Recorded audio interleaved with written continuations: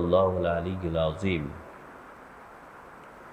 সকল প্রশংসার মালিককে আল্লাহ, সেই মহান রবের প্রশংসা করি যিনি আমাদের মালিক, হায়াতের মালিক, মৃত্যুর মালিক, রিজিকের বন্দোবস্তকারী, আসমান জমিনের সার্বভৌমত্বের অধিকারী, যিনি আরশের উপর সুমহান প্রতিষ্ঠিত, সকল কর্মের বিধায়ক, সকল বিষয়ের পরিচালক। সেই মহান রবের প্রশংসা করি যিনি তার দেওয়া হেদায়েতের বাণী আল কোরআনের 2 নম্বর সূরা সূরাতুল বাকারা এর 196 নম্বর আয়াত থেকে আজকের এই দর্শে আমাদেরকে বসার তৌফিক দান করেছেন। সেজন্য রব্বুল আলামিনের প্রশংসা করে অন্তরের অন্তঃস্থল থেকে কালিমাতুশ শুকরিয়া আদায় করে বলুন আলহামদুলিল্লাহ। দরুদ ও সালাম বিশ্ব নবী, মানবতার আলোর দিশারি, রাহমাতুল লিল আলামিন, যার পরবর্তীতে আর কোনো নবীর আগমন নেই, সে নবীর উপর দরুদ সালাম করে বলুন সাল্লাল্লাহু আলা নবিয়িল উম্মি ওয়া আলিহি ওয়া সাল্লাম। আমরা আজকের এই দর্শে 196 নম্বর আয়াত থেকে তেলাওয়াত করেছি। আল্লাহ রাব্বুল আলামিন এই 196 নম্বর আয়াতে বলেন, ওয়া আতিমুল হজ্জ ওয়াল উমরাতা লিল্লাহ। ও ঈমানদারেরা, তোমরা আল্লাহর সন্তুষ্টির জন্য তোমাদের হজ এবং উমরা পালন করো। আল্লাহ রাব্বুল আলামিনের সন্তুষ্টি তোমাদের একমাত্র কাম্য। যথাযথভাবে হজ এবং উমরা পালন করো। মানুষকে দেখানোর জন্য করো না। নিজেকে হাজি বলা হবে, আল হাজ শব্দটি ব্যবহার করা হবে, এই জন্য তোমরা হজ এবং উমরা করো না, বরং তোমরা হজ এবং উমরা করতে হবে কার ভালোবাসায়? আল্লাহর ভালোবাসা। ফাইন উহসিরতুম ফামাস্তাইসারা মিনাল হাদি। কিন্তু যদি তোমরা হজ করতে গিয়ে বাধাপ্রাপ্ত হও, তোমাদেরকে বাধা দেওয়া হয়, সামনে যাওয়াটা তোমাদের জন্য দুঃসাধ্য হয়ে যায়, তোমরা যদি অক্ষম হয়ে যাও, তোমরা যদি হজ পালনের জন্য কিংবা উমরা পালনের জন্য কাবা ঘরে পৌঁছতে গিয়ে তোমরা বাধার সম্মুখীন হও, আটকে যাও, তাহলে মনে রেখো ফাইন উহসিরতুম ফামাস্তাইসারা মিনাল হাদি, তাহলে তোমাদের জন্য যা সহজ, যেইভাবে তোমরা কোনোভাবেই কোরবানি করা, যেইভাবেই তোমাদের কোরবানি করা সহজলভ্য হয় তোমরা তা আদায় করে দাও। ফামাস্তাইসারা মিনাল হাদি, তাহলে তবে তোমরা কোরবানি করো সহজলভ্য পশু দিয়ে।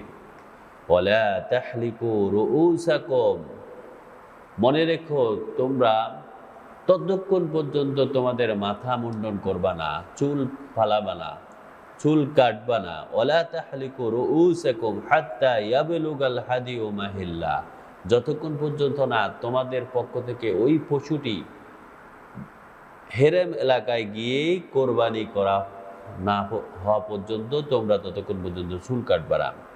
অর্থাৎ তোমরা নিশ্চিত করো তোমাদের ওই পশুটি মাথা মুন্ডন করার পূর্বেই যেন কাবার অর্থাৎ হেরেম এলাকায় গিয়ে ওই পশুটি জবে করা হয়, যথাযথ স্থানে পৌঁছানো হয়।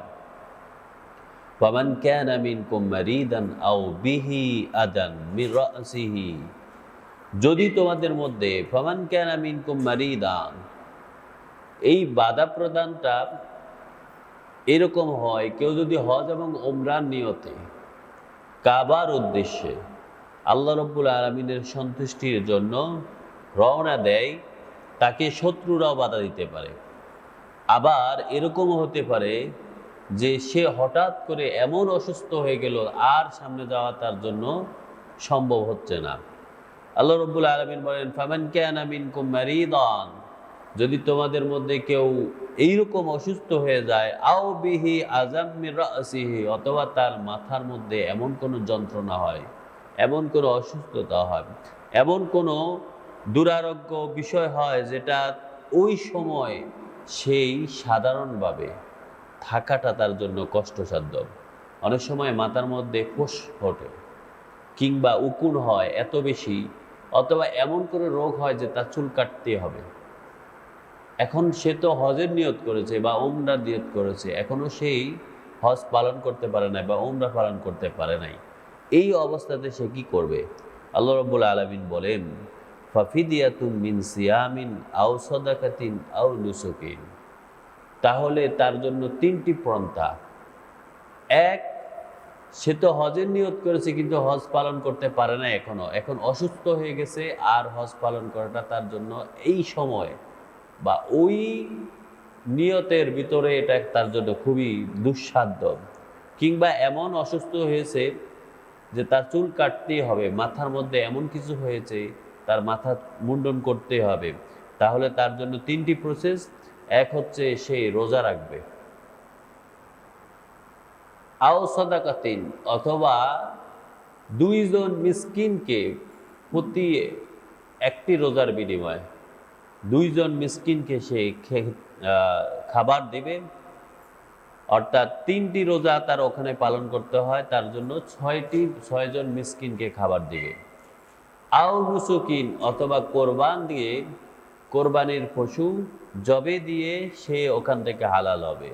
ফাইজা আমিনতুম, যখন তোমরা নিরাপদ হও, যখন তোমরা সুস্থ হও, যখন তোমাদের বাধা উঠে যায়, ফামান তামাত্তা বিল উমরাতি ইলাল হজ, তাহলে তোমরা ইতিপূর্বে যে হজের নিয়ত করেছো বা উমরার নিয়ত করেছো, এখন তা পরিপূর্ণ করে নাও।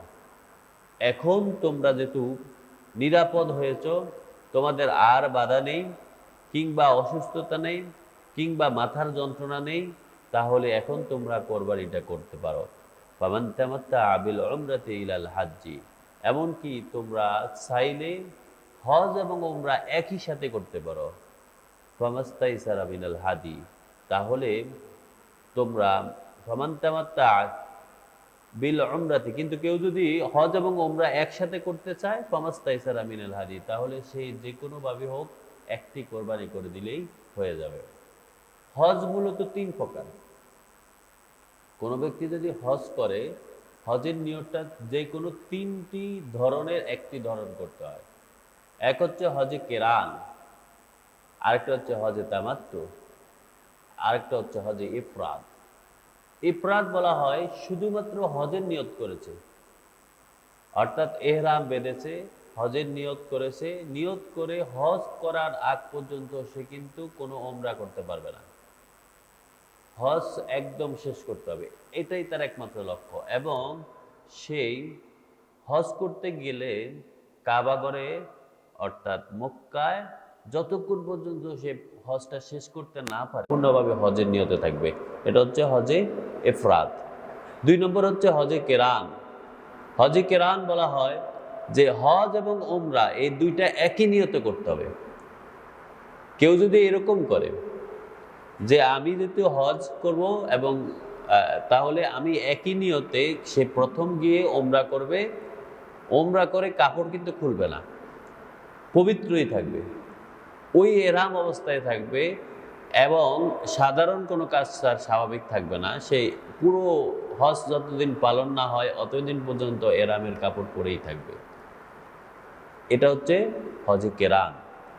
আরেকটা হচ্ছে হজে তামাত্তু, যেই হজটা আমাদের দেশের মানুষ সবচেয়ে বেশি করে। তামাত্তু শব্দের অর্থ হচ্ছে সুবিধা নেওয়া। কেউ যদি হজের এইরকম নিয়ত করে যে আমি গিয়ে ওমরা করব, ওমরা করার পরে আমি সাধারণ হয়ে যাব, কাপড় খুলে ফেলবে, স্বাভাবিক কাপড় পরবে যতদিন হজের সময় না আসে, অর্থাৎ জিলহজ মাসের 8 তারিখ পর্যন্ত। সাধারণত মানুষ 7 তারিখেই মিনার দিকে রওনা দেয়। 7 তারিখের আগ পর্যন্ত, অর্থাৎ 8 তারিখের আগ পর্যন্ত যে কোনোভাবেই সে স্বাভাবিক থাকবে। এর মধ্যে ব্যবসা বাণিজ্য করতে পারবে, সে ঘুমাতে পারবে, স্ত্রীর সাথে মিলন করতে পারবে, বা যে কোনো জায়গায় যেতে পারবে। এই সময় তার জন্য এই সুবিধা থাকবে। এরপরে যখন 8 তারিখ হবে, 8 তারিখের আগেই সে আবার এহরামের কাপড় পরে হজটা পূর্ণ করবে।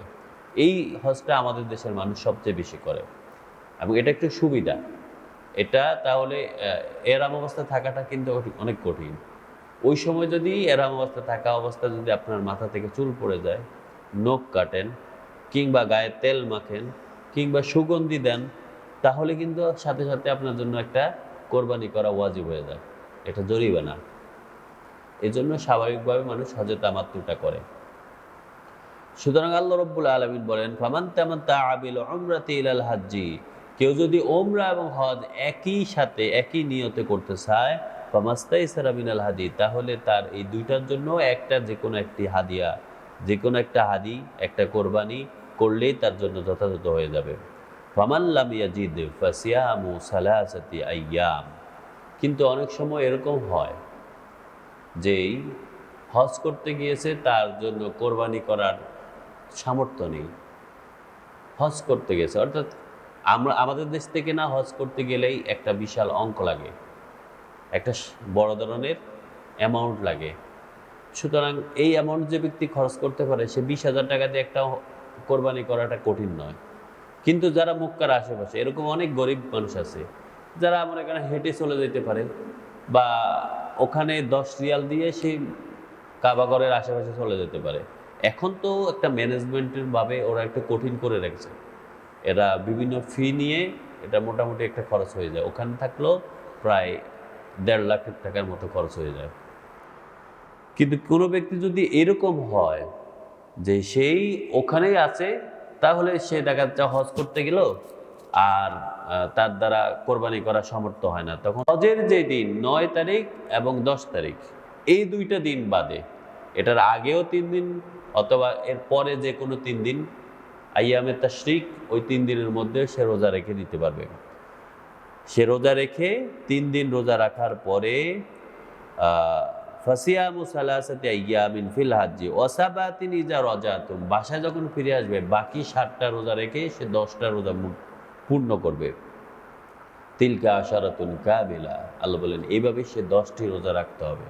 যে ব্যক্তি হজের জন্য তার হাদি বা কোরবানির পশু জবে করতে পারলো না, উৎসর্গ করতে পারলো না, যালিকা লিমান লাম ইয়াকুন আহলুহু হাদিরিল মসজিদিল হারাম, আল্লাহ রাব্বুল আলামিন বলেন যালিকা, এই বিষয়টা হচ্ছে লিমান লাম ইয়াকুন আহলুহু, যে ব্যক্তি ওই এলাকার বাসী নয়, ওই জায়গার লোক নয়, কিন্তু যারা মক্কার লোক তাদের জন্য এই বিধান নয়। যালিকা লিমান লাম ইয়াকুন আহলুহু হাদিরিল মসজিদিল হারাম, যারা দূরের লোক তাদের জন্য আল্লাহ রাব্বুল আলামিন এই সহজটা করে দিয়েছেন। 3 দিন ওখানে রোজা রাখবে, বাকি 7 দিন বাসায় এসে রোজা রাখবে। ওয়াত্তাকুল্লাহ, সুতরাং ও ঈমানদারেরা তোমরা ভয় করো মহান রব্বুল আলামিনকে। ওয়া'লামু আন্নাল্লাহা শাদীদুল ইকাব, জেনে রেখো আল্লাহ রব্বুল আলামিন তিনি কিন্তু শাস্তিদাতা, কঠোর শাস্তিদাতা। যে ব্যক্তি আল্লাহ রব্বুল আলামিনের দেওয়া সীমাকে লঙ্ঘন করবে, আল্লাহ রব্বুল আলামিনের দেওয়া বিধানকে লঙ্ঘন করবে, আল্লাহর দেওয়া বিধানকে সে ভঙ্গ করবে, আল্লাহ রব্বুল আলামিন বলেন তাকে কিন্তু আমি শাস্তি দিতে অত্যন্ত কঠিন এবং কঠোর শাস্তি আমি অবশ্যই তাকে দিব। সাহাবীদের মধ্যে একজন সাহাবী, তিনি একবার ওমরার নিয়ত করেছেন। ওমরার নিয়ত করার পরে তার মাথায় আগে থেকে একটু উকুনের ঝামেলা ছিল। তিনি মনে করেছেন হয়তো ওখানে গিয়েই মাথা মুন্ডন করলেই তো হয়ে যাবে।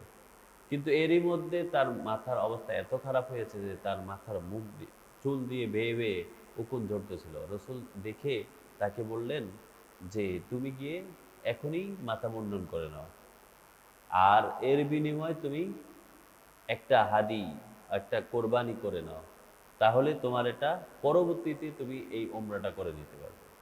এবং রাসূলুল্লাহ সাল্লাল্লাহু আলাইহি সাল্লাম যখন হুদাইবিয়াতে সন্ধিতে, অর্থাৎ তিনি যখন নিয়ত করেছিলেন 6ষ্ঠ হিজরিতে যেই আমি ওমরা করব, ওমরা করার জন্য ওনারা মক্কার দিকে রওনা দিলেন, কিন্তু মক্কার লোকেরা তাকে এবং তাঁর সাহাবীদেরকে মক্কায় ঢুকতে দিলেন না। মক্কায় ঢুকতে না দেওয়ার কারণে তেনারা কিন্তু হুদাইবিয়াতেই ওনাদের ইহরাম ভঙ্গ করেন। অতঃপর সাহাবীরা এবং রাসূলুল্লাহ সাল্লাল্লাহু আলাইহি সাল্লাম সহ সবাই সেখানেই কোরবানি করেন। অতঃপর ফিরে আসেন, পরবর্তী বছরে তারা উমরাটি পালন করেন। আল হাজ্জু আশহুরুম মা'লুমাত, আল্লাহ রাব্বুল আলামিন বলেন হজ পালন করতে হয় নির্ধারিত সময়ে। এই নির্ধারিত সময়টা হচ্ছে জিলহজ মাসের 8 তারিখ থেকে 12 তারিখ, এই 5 দিন। 8, 9, 10, 11, 12 এই 5 দিন যে ব্যক্তি সামর্থ্য রাখে পবিত্র কাবাগর তাওয়াফ করা, কোরবানি করা এবং নিরাপত্তার সহিত সেখানে থাকার এবং ফিরে আসার এবং সাথে তার পরিবারের ভরণ পোষণ খরচ করার, সেই ব্যক্তির উপরই হজ ফরজ হয়ে যায়। আল্লাহ রাব্বুল আলামিন বলেন, আল হাজ্জু আশহুরুম মা'লুমাত, হজ নির্ধারিত সময়গুলোতেই আল্লাহ রাব্বুল আলামিন তোমাদের জন্য ফরজ করে দিয়েছেন। সবার জন্য হজের মাসগুলো সবারই জানা আছে। আল হাজ্জু আশহুরুম মা'লুমাত ফামান ফারাদা, সুতরাং যেই ব্যক্তি হজ করার নিয়ত করলো, ফামান ফারাদা ফিহিন্না, ওই মাসগুলোতে আল হজ ফালা রাফাসা ওয়ালা ফুসুক, যে ব্যক্তি ওই নির্ধারিত সময়ে হজ করার নিয়ত করেছে কিংবা উমরা করার জন্য সে নিয়ত করেছে, সেই নিয়ত করার পরে তার জন্য আর কোনো ফালা রাফাসা ওয়ালা ফুসুক, সে স্ত্রী সম্ভোগ মিলন কিংবা কোনো ধরনের ফাসিকি অন্যায় পাপকর্ম ওয়ালা জিদাল কিংবা ঝগড়া কোনোভাবেই কোনো কাজেই করতে পারবে না ফিল হাজ্জি, এই হজ অবস্থাতে। এটা তার জন্য বৈধ নয়, এটা তার জন্য নিষিদ্ধ। ওয়ামা তাফআলু মিন খাইরিন ইয়া'লামুহুল্লাহ, আর মনে রেখো ঈমানদারেরা, তোমরা যা কিছু কল্যাণকর কাজ করো, যা কিছু ভালো কাজ করো, যা কিছু আল্লাহর সন্তুষ্টির জন্য ব্যয় করো, আল্লাহর সন্তুষ্টির জন্য তোমাদের জীবনে কাজ করে থাকো, সব কিছু জানেন কিন্তু মহান রব্বুল আলামিন।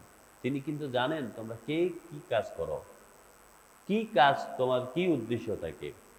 ওয়ালা তাযাওয়াদু ফাইন্না খায়রা যাদিত তাকওয়া ওয়া তাযাওয়াদু, আর তোমরা জাউদ বলা হয় যে ফাতেহ, অর্থাৎ আপনি হজ করার সময় যাওয়ার সময় আপনার নিজের ভরণ পোষণ, কাপড় চোপড়, খরচ, কোরবানি করার যেই জিনিসগুলো আছে সবগুলো কিন্তু এটা আপনার নিজের সামর্থ্যে, নিজের মানে নিজের জন্য এটা নিজেই গুছাই নিতে হবে। আল্লাহ বলেন ওয়াতাযাওয়াদু, তোমরা তোমাদের ফাতে গ্রহণ করো, ফাইন্না খায়রা যাদিত তাকওয়া, মনে রেখো সবচেয়ে সবচেয়ে শ্রেষ্ঠ ফাতে হচ্ছে তাকওয়া। অর্থাৎ আপনার যদি মন পবিত্র না হয়, আপনার যদি নিয়ত ঠিক না থাকে, বিশেষ করে আমাদের মধ্যে যেসব লোক হজ করতে যায়, অধিকাংশ লোক হজ থেকে এসেই নিজের নামের প্রথমে আল হাজ ঘোষণা করে দেয়। এবার মনে রাখেন, আপনি যে আল হাজ ঘোষণা করলেন, আপনি কি আসলে আল হাজ হওয়ার জন্য হজ করেছেন নাকি আল্লাহ রাব্বুল আলামিনের সন্তুষ্টির জন্য হজ করেছেন? যদি আল্লাহর সন্তুষ্টির জন্য হজ করে থাকেন তাহলে তো মানুষের কাছে প্রচার করার কিছুই নেই। আল্লাহ রাব্বুল আলামিন বলেন, তোমরা যে এই হজের জন্য ফাতে গ্রহণ করবে, মনে রেখো তোমাদের মনের ভীতি, আল্লাহ রাব্বুল আলামিনের সন্তুষ্টি, তাকওয়া, সতর্কতা, এটাই হচ্ছে সবচেয়ে উত্তম ফাতেহ। হজ করতে যায়, ওখানে গিয়ে ঝগড়া লাগা দেয়। হজ করতে যায়, একটু স্বাভাবিক অবস্থা থেকে একটু অসুবিধা হলেই সে গিয়ে মুআল্লিমের সাথে মারামারি শুরু করে দেয়। আর মুআল্লিমেরও অধিক লাভ করার জন্য কিভাবে একটু কম দিয়ে বেশি লাভ করবে, এটা একটা ব্যবসা বানাই দিয়েছে। এই দুই শ্রেণীর অতি লোভ বা অতি বিলাসিতার কারণে অনেক লোকের হজ কিন্তু বাতিল হয়ে যায়। সুতরাং আল্লাহ রাব্বুল আলামিন বলে, ওয়াতাযাওয়াদু, তোমরা হজের জন্য ফাতে গ্রহণ করো। এই ফাতেটা তোমার জন্য শারীরিক, মানসিক সবকিছু দরকার। তবে মনে রেখো, ফাইন্না খায়রা যাদিত তাকওয়া, তোমার সতর্কতা, তাকওয়া এবং বিবেকতা, তুমি যদি আল্লাহ রাব্বুল আলামিনের সন্তুষ্টির জন্য হজ করে থাকো তাহলে এটাই হচ্ছে তোমার সবচেয়ে উত্তম তাকওয়া। ওয়াত্তাকু ওয়াত্তাকুন ওয়াত্তাকুনি ইয়া উলিল আলবাব, ও জ্ঞানবান সম্প্রদায়, ও বিবেকবান মানুষ, ও ঈমানদারেরা, তোমরা মনে রেখো তোমরা আল্লাহকে সবচেয়ে বেশি ভয় করো। হজের এলাকাতে, অর্থাৎ আপনি যখন কাবা ঘরে যায় দেখবেন এখনো কিছু মানুষ পাওয়া যায় যারা এখানে ভিক্ষাবৃত্তি করে। এই ভিক্ষাবৃত্তি কিন্তু রসুলের সময়ও ছিল। বিশেষ করে কিছু মরুর কিছু মানুষ এই এলাকায় এসে ভিক্ষা করে হজের সময়। আল্লাহ রাব্বুল আলামিন বলেন, এটা কিন্তু তোমাদের জন্য উদ্দেশ্য হতে পারে না। তোমরা যদি হজ করার জন্য আসো, তোমরা কখনো ভিক্ষাবৃত্তির দিকে যাও না, বরং তোমরা নিজেদের পাতেও নিজেরা গ্রহণ করে নিয়ে আসো। লাইসা আলাইকুম জুনাহুন, তোমাদের জন্য এটা অন্যায় হবে না, এটা কোনো পাপ হবে না যে আনতাবতাগু ফাদলাম মির রাব্বিকুম, হজ করতে এসে তোমরা যদি আল্লাহর কোনো অনুগ্রহ পাও সেটা গ্রহণ করা। যেমন মনে করেন আপনি হজ করতে গেলেন, হঠাৎ করে আপনার সাথে এমন একজন লোকের দেখা হয়েছে, তার সাথে কোনো একটা ব্যবসায়িক ডিল হয়ে গেছে। আল্লাহ রাব্বুল আলামিন বলে এটা তোমার জন্য অনুমতি দেওয়া হলো। ফাইজা আফাদতুম মিন আরাফাতিন, যখন তোমরা আরাফাতে পৌঁছবে, আরাফার জায়গায় যখন তোমরা আরাফা থেকে প্রত্যাবর্তন করবে, ফাজকুরুল্লাহ ইনদাল মাশআরিল হারাম, তাহলে তোমরা আল্লাহ রাব্বুল আলামিনের নাম, আল্লাহ রাব্বুল আলামিনকে স্মরণ করো নির্ধারিত ওই মাশআরিল হারামে, যেখানেই পথিমধ্যে যেই নির্ধারিত জায়গাগুলো রয়েছে, এখানে তোমরা আল্লাহর সন্তুষ্টি অর্জন করো। হজ করতে হয় প্রথম মানুষ ৮ তারিখে, ৮ তারিখের আগেই মিনায় গিয়ে উপস্থিত। ৮ তারিখ রাতে এবং ৯ তারিখেই জোহরের আগ পর্যন্ত আরাফার ময়দানে পৌঁছতে হয়। আরাফার ময়দানে পৌঁছার পরে সেখানে অবস্থান করতে হয় সারাদিন। মাগরিবের আজান যখন দেয়, মাগরিবের নামাজ না পড়ে সেখান থেকে রওনা দিতে হয় মুজদালিফার দিকে। মুজদালিফায় এসে মাগরিবের নামাজ এবং ঈশার নামাজ একসাথে আদায় করতে হয়। মুজদালিফায় সারা রাত কাটাতে হয়। সব মানুষ, কোনো তাঁবু থাকে না গেলে, সবাই খোলা আকাশের নিচে, নুড়ি নুড়ি পাথর থাকে ওখানে, ওখান থেকে পাথরগুলো কুড়াতে হয়। ৪৯টা পাথর নিতে হয়। এই পাথরগুলো নিয়েই যখন ১০ তারিখ সকাল, ওখান থেকেই ফজর নামাজ পড়ে অন্ধকার থাকা অবস্থায় বসে থাকতে হয় ওই জায়গায়। যখন আলো হয় সেখান থেকেই পাথর নিক্ষেপ করার জন্য রওনা দিতে হয়, যেখানে শয়তানকে জামারাতে আটকে রাখা হয়েছে, ওইখানে গিয়ে পাথর মারতে হয়। প্রথম দিন ৭টা পাথর, তাই না? প্রথম দিন ৭টা পাথর, পরের দিন ২১টা পাথর, পরের দিন ২১টা পাথর, মোট ৪৯টা পাথর নিক্ষেপ করতে হয়। এরই মধ্যে আইয়ামে তাশরিক, অর্থাৎ ১০ তারিখ, ১১ তারিখ, ১২ তারিখ, এই ৩ দিনের মধ্যে আপনার কোরবানি করে নিতে হবে। কোরবানি করার পরে আপনি শেষ তাওয়াফটা করতে হবে। শেষ তাওয়াফটা শেষ, তারপরে আপনি হাজ্জি হয়ে গেছেন। আপনার হজ আল্লাহ রাব্বুল আলামিন কবুল করে দেবেন। এটা হচ্ছে নির্ধারিত সময়। আপনি যখন কোরবান করলেন, কোরবান করার পরে আপনার চুলটা কাটতে হবে। এর আগে যদি চুল কাটেন তাহলে আলাদা আরও একটি কোরবান করতে হবে। এর আগে যদি নখ কাটেন আলাদা আরও একটি কোরবান করতে হবে। এর আগে যদি কোনো আল্লাহ রাব্বুল ঝগড়া করেন, কোনো অন্যায় কাজ করেন, কোনো ধরনের অসুবিধা কাজ করেন, এমনকি নিজের স্ত্রীর সাথেও মিলন করা যাবে না ওই সময়। এটা নিষিদ্ধ, এটা কোনোভাবেই করা যায় না। সুতরাং আল্লাহ রাব্বুল আলামিন ফাজকুরুল্লাহ ইনদাল মাশআরিল হারাম, তোমরা আল্লাহ রাব্বুল আলামিনের মাশআরে হারামগুলোতে আল্লাহ রাব্বুল আলামিনকে স্মরণ করো। ওয়াজকুরুহু কামা হাদাকুম, আল্লাহ তোমাদেরকে যেমন নির্দেশনা দিয়েছেন তেমনই ভাবে আল্লাহকে স্মরণ করো। নির্ধারিত নিয়মগুলো মেনে হজটা পূর্ণ করো। ওয়া ইন কুনতুম মিন ক্বাবলিহি লামিনাদ দাল্লিন, মনে রেখো যদিও ইতিপূর্বে তোমরা কিন্তু সত্য পথের পথিক ছিলে না, এখন আল্লাহ তোমাদেরকে সত্য পথ দান করেছেন। সেই পথ তোমরা আঁকড়ে ধরো, সেই পথটা পরিপূর্ণ করো, আল্লাহ রাব্বুল আলামিনের সন্তুষ্টি অর্জন করো, তাহলেই আল্লাহ রাব্বুল আলামিন তোমাদেরকে কবুল আর মঞ্জুর করে নেবেন। আল্লাহ রাব্বুল আলামিন আমাদেরকে তার ঘর বারবার তাওয়াফ করার তৌফিক দান করেন। আমরা যেন আমাদের হজগুলোকে পরিপূর্ণভাবে আদায় করতে পারি সে তৌফিক দান করেন। যেই সব যারা হজে যেতে পারে নাই, আল্লাহ রাব্বুল আলামিন সবাইকে হজে যাওয়ার তৌফিক দান করেন। আমিন। ওয়া মা তৌফিক ইল্লা বিল্লাহ। সুবহানাকাল্লাহুম্মা ওয়া বিহামদিক, আশহাদু আল্লা ইলাহা ইল্লাল্লাহ, আস্তাগফিরুকা ওয়া আতুবু ইলাইক।